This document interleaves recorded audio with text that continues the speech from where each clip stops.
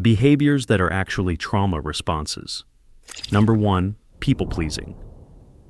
We all know someone who can't say no. Maybe it's a friend who's always the one staying late at work. Maybe it's that cousin who drops everything to help, even when they are exhausted. Or maybe it's you. You say yes to projects you don't have time for. You apologize for things that weren't your fault. You bend yourself into knots trying to keep everyone happy. And on the surface, it looks like kindness. You seem generous, thoughtful, easygoing. But here's the truth. Psychology has another name for this pattern. It's called fawn response, one of the body's survival strategies. See, when danger shows up, we often talk about fight or flight. Some people freeze. But there's a fourth option that doesn't get as much attention: fawn. It means avoiding conflict by pleasing others. It means safety comes from keeping people around you calm and satisfied. Where does this come from? Often, childhood. Imagine a little kid growing up in a house where emotions are unpredictable. One day mom is loving, the next day she's yelling. Or dad comes home in a rage and everyone walks on eggshells. For a child in that environment, saying no feels risky. Arguing back could mean punishment. So instead, they learn. If I can just keep them happy, maybe I'll be safe. Now, fast forward 20 years. That child is an adult. They're no longer in danger. But the pattern remains. They've become the coworker who takes on everyone else's tasks. The friend who can't stand the thought of disappointing anyone. The partner who gives and gives until they're drained. And here's the cost. Research shows chronic people-pleasing is linked to anxiety, resentment, and even physical exhaustion. You're always on, scanning the room for how others feel, adjusting yourself to match. Your body stays stuck in stress mode, even when there's no real threat. It's like running an endless marathon where the finish line never comes. And deep down, people-pleasers often feel invisible because they're so busy meeting everyone else's needs that their own never get voiced. So, yes, on the outside, it looks like kindness, but inside, it's survival. Number two, perfectionism. If people-pleasing is about avoiding conflict, perfectionism is about avoiding mistakes. You've probably met someone like this, the coworker who triple-checks every email before hitting send, or the student who spends hours rewriting an assignment that was already good enough. On the outside, it looks like ambition, discipline, maybe even excellence. But beneath it often lives something very different: fear. In psychology, perfectionism isn't just about wanting to do well. It's a protective strategy. For many, it's rooted in the belief, if I never mess up, maybe I won't be criticized. Maybe I'll finally be loved. Think about a child who grew up in a home where affection was conditional. If they brought home straight A's, they got praise. But if they slipped up, even slightly, they were met with disappointment, maybe even shame. That child quickly learns mistakes aren't safe. And so, they build armor made of impossible standards. So, fast forward, and that armor follows them into adulthood. They're the employee who stays up until midnight, polishing a presentation that was already fine. The parent who feels guilty if dinner isn't homemade and perfect. The partner who never relaxes because they're afraid of being not enough. The cost: burnout, anxiety, and ironically, procrastination. Because when perfection is the only standard, the fear of failure can be so paralyzing that you don't even start. It's like living in a prison of your own making, one where the walls are built out of shoulds and musts. And here's the painful part. Perfectionism doesn't deliver what it promises. No matter how flawless you try to be, there's always another mistake waiting. Another critic. Another voice, sometimes from outside, sometimes from within, whispering, not good enough. So while the world may see achievement, success, or even brilliance, what they don't see is the constant inner battle. Perfectionism isn't peace, it's survival. Number three, overachievement, hyper-independence. Some people cope with pain not by pleasing others and not by being perfect, but by pushing themselves to achieve. Maybe you've seen this. The person who never slows down. The one with a packed schedule, juggling a full-time job, side hustles, volunteer work, and a gym routine that would exhaust most athletes. On the outside, it looks impressive. driven, ambitious, successful. But in psychology, overachievement and hyperindependence often grow out of the same soil: trauma. For some kids, safety meant proving their worth. Maybe they grew up in a home where nothing was ever enough. They had to earn praise by excelling, by being the best, by carrying more than their share. Or maybe they had caregivers who were absent, unreliable, or even harmful. In that case, the child learns, I can only rely on myself. If I need love, support, or protection, I'm on my own. Fast forward, and that belief hardens into adulthood. Now you have the overachiever who's terrified of slowing down because rest feels like laziness, or the hyper-independent adult who refuses help, even when they desperately need it, because deep down, they don't trust anyone to really be there. It sounds strong, it looks resilient, but the cost is heavy. Overachievers often run themselves into exhaustion, their sense of worth tied entirely to what they produce. Hyper-independent people struggle with intimacy because letting someone in feels unsafe. And under all that drive and discipline, there's usually a quiet fear. If I stop achieving, will anyone still love me? It's like building your identity on quicksand. The harder you work, the deeper you sink, because no amount of trophies, promotions, or independence can fill the original wound, the wound of not feeling safe, cared for, or enough.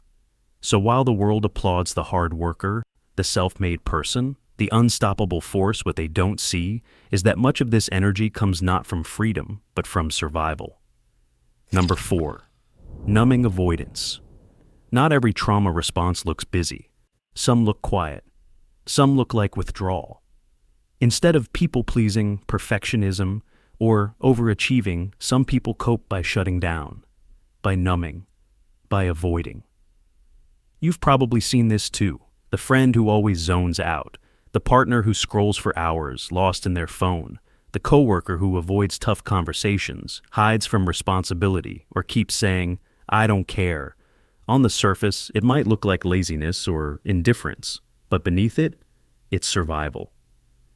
See, when a child grows up in a world where emotions are overwhelming, their nervous system sometimes learns the best way to cope is to check out, to detach, to push feelings down. If crying wasn't safe, if anger brought punishment, or if pain was too much to bear, numbing became protection. Fast forward, and that child becomes an adult who struggles to feel fully alive. They avoid difficult conversations because conflict feels dangerous. They bury themselves in TV, alcohol, work, or endless scrolling, not because they don't care, but because feeling everything at once feels unbearable. Here's the cost. Life shrinks. Numbing dulls not just pain, but joy too. Avoidance keeps you safe in the short term, but over time, it cuts you off from growth, intimacy, and healing. It's like living behind glass. You can see the world, but you're not fully in it. And here's the heartbreaking truth. Most people who avoid or numb aren't trying to run from life. They're trying to survive it. Their brain learned long ago it's safer not to feel. So while others might see disinterest or detachment, what they don't see is the hidden history, the child who once had to shut down just to get through the day. Number 5, anger control. Not every trauma response looks like shutting down. Some look explosive. Some look like control. You've probably met someone who seems too angry, quick to snap, easily irritated, or maybe someone who always has to be in charge, organizing every detail, micromanaging every situation. On the surface, it can look like bossiness, or even cruelty, but in psychology, anger and control often hide something else: fear. Think about a child growing up in a world that felt unsafe. Maybe they were hurt, bullied, or constantly let down by the very people who were supposed to protect them. Powerless in that environment, they learned, if I can stay tough, if I can take charge, maybe no one can hurt me again. Fast forward, and that belief becomes a lifestyle. The adult who can't tolerate mistakes because control feels like safety. The parent who yells not just out of frustration, but out of fear that everything will fall apart if they don't keep it together. The partner who seems defensive all the time, not because they don't care, but because vulnerability feels too dangerous. Here's the catch. Anger is often a mask. Underneath it, there's usually sadness, fear, or shame, but those feelings felt too unsafe to show as a child. So the body found another way by turning softness into steel. The cost? Relationships suffer. Anger pushes people away, even the ones we love, and control creates endless stress because life is unpredictable no matter how tightly you grip it. Living this way is like standing guard 24/7, scanning for threats that may never come. So, while the world might see an angry person or a controlling one, what they don't see is the child inside the one who once felt powerless and decided the only way to survive was to never feel that helpless again. Number 6. Healing integration. We've walked through the hidden ways trauma shapes our lives: people-pleasing, perfectionism, overachievement, numbing, anger, and control. On the surface, these all look different, but underneath, they share the same root: survival. Every response was once adaptive. The child who fawned kept themselves safe. The perfectionist avoided criticism. The overachiever earned scraps of love. The one who numbed protected themselves from overwhelm. The angry child found a shield. The controlling one created order out of chaos. In other words, none of these patterns mean you're broken. They mean you survived. But survival isn't the same as living. The very strategies that once protected you can, over time, become cages. They keep you safe, yes, but they also keep you small. So, what does healing look like? It doesn't mean getting rid of these parts of you. It means understanding them, meeting them with compassion, saying, "I see why you showed up. I see why you kept me safe, but I don't need you in the same way anymore." Psychologists call this integration, weaving those survival responses into your story without letting them run your life. Healing often begins with awareness, naming the pattern. Oh, that's my fawn response. That's my perfectionism. That's my avoidance of kicking in. And with awareness comes choice. You begin to pause before saying yes, to give yourself permission to rest without guilt, to let yourself feel instead of shutting down, to soften anger into honesty. And you don't do it alone. Therapy, safe relationships, mindfulness, self-compassion, all of these can help retrain your nervous system to recognize that the danger has passed, that you're not that powerless child anymore. The truth is, healing isn't about erasing the past. It's about reclaiming the present. It's about turning survival into strength and learning that you are allowed, maybe for the first time, to feel safe, to take up space, to rest, to be loved without conditions. Because at the end of the day, your trauma responses are not who you are. They are what you did to survive.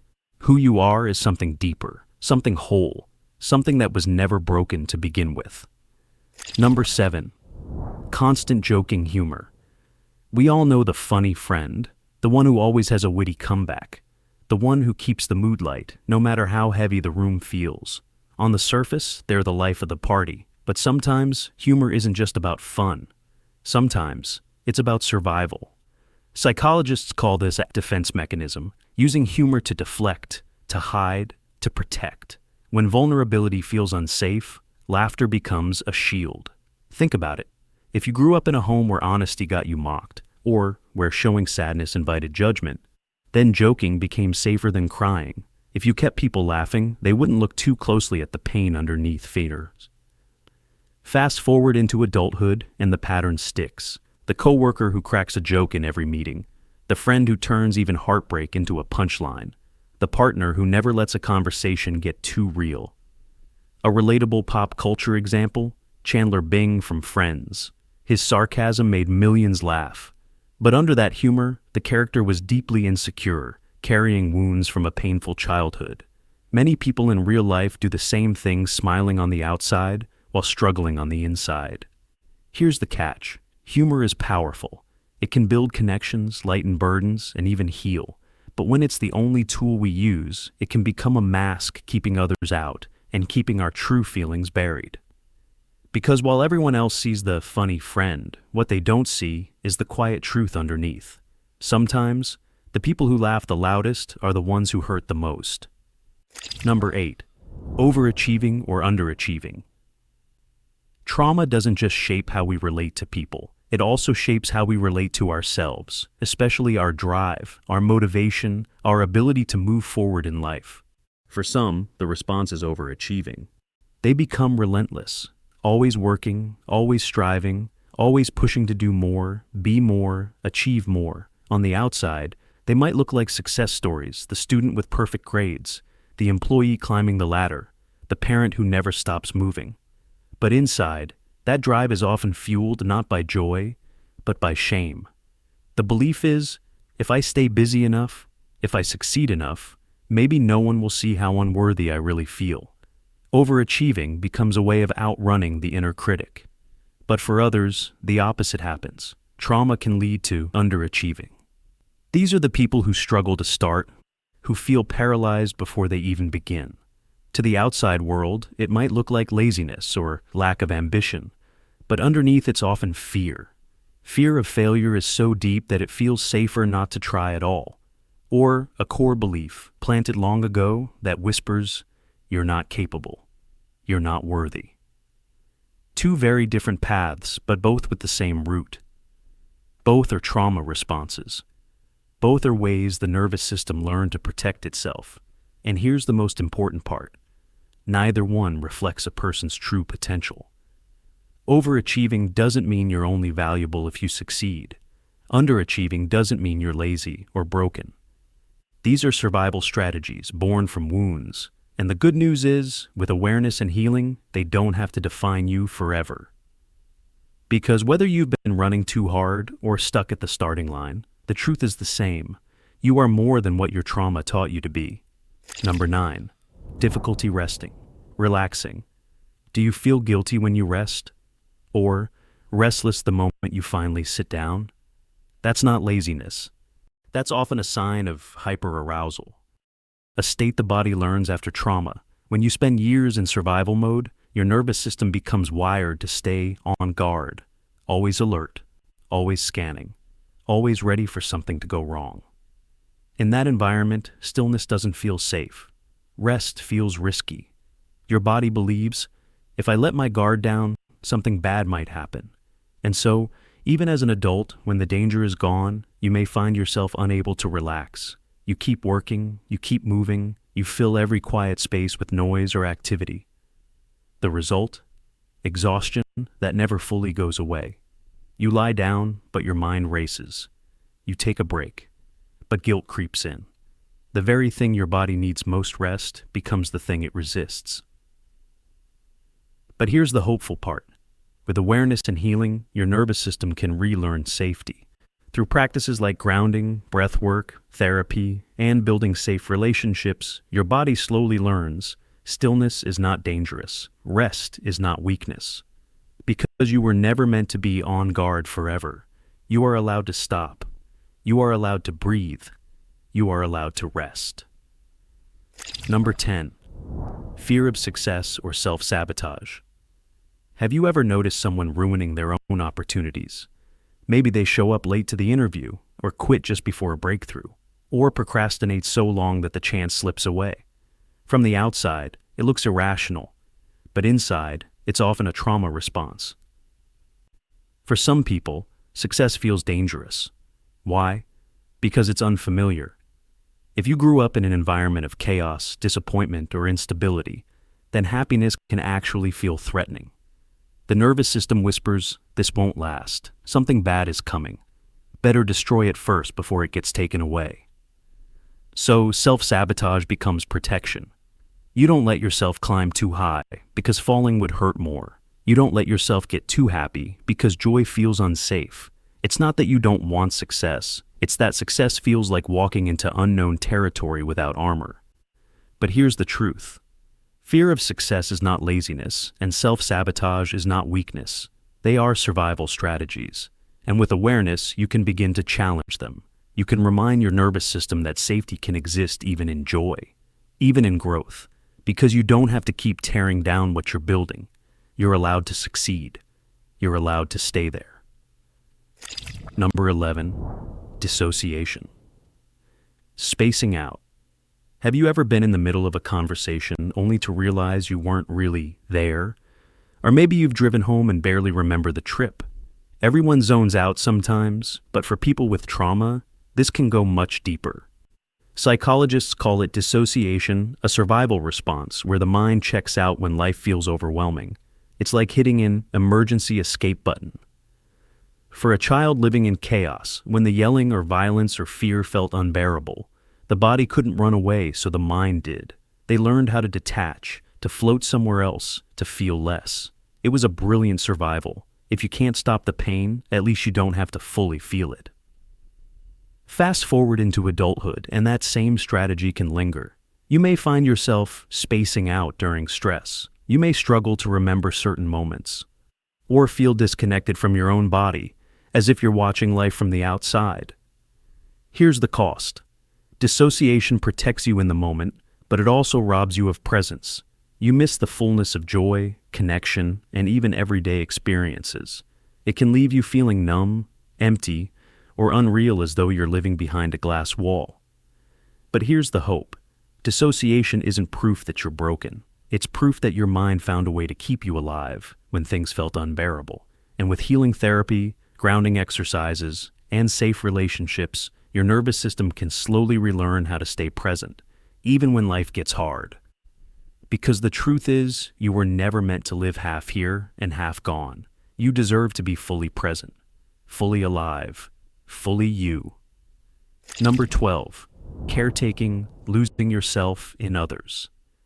Some trauma responses don't look like shutting down or lashing out. They look like helping, always helping. Maybe you know someone who takes care of everyone around them, checking in, cooking meals, fixing problems, giving advice. They're the dependable friend, the one people lean on. On the surface, it looks generous, even admirable, but sometimes caretaking is less about kindness and more about survival. For many children, growing up meant stepping into roles far beyond their years. Maybe they had a parent who was unstable, sick, or emotionally unavailable. So, the child learned, if I take care of them, maybe things won't fall apart. Maybe I'll be safe. This is sometimes called parentification, when the child becomes the caretaker. Fast forward into adulthood, and the pattern continues. Now, you have the partner who sacrifices their own needs to keep the peace.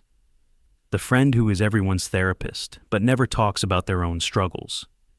The employee who takes on extra work just to protect the team. Here's the hidden cost. Caretakers often feel invisible. They give so much that they forget who they are outside of service to others. They burn out. They attract relationships where they're valued only for what they provide, not for who they are. And yet, caretaking was once brilliant. It kept the family together. It gave the child a sense of control in a world that felt unsafe. But as an adult, that same pattern can become a cage. Healing begins with permission. Permission to say no. Permission to let others carry their own weight. Permission to matter, even when you're not needed. Because real love, real safety, isn't about losing yourself in others. It's about being cared for, too.